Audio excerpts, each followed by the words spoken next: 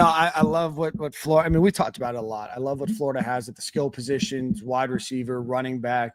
DJ Lagway. We didn't even talk about that, Corey. The video that broke the internet last week of DJ Lagway throwing one pass.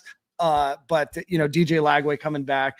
It's hard, and then with one of the best offensive lines in the country, it's hard not to bet on them, right? Like, we can be critical about some of the game time coaching, blunders that have happened in the past. But I think with the team that they have, they've got a good mix where they're relying on some seniors, some juniors, some sophomores, and some freshmen that are nasty, right? And we don't have to rely on them because that's the only option that we have. I think that Florida's positioning himself to really hopefully have a breakout year. Now, there's some questions that we have, around the team, but I think the schedule sets up pretty favorably for the Gators. I think they've got a great recruiting staff overall that connects with players.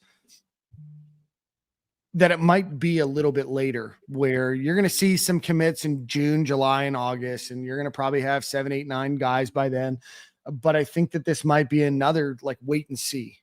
Right. And how did Florida use their freshmen? Right. Or how did they recruit guys? And then how did they use the transfer portal to recruit over those guys? Because I think schools like FSU, schools like Miami are going to get hurt as they continue to recruit players and then recruit transfer portal guys over them.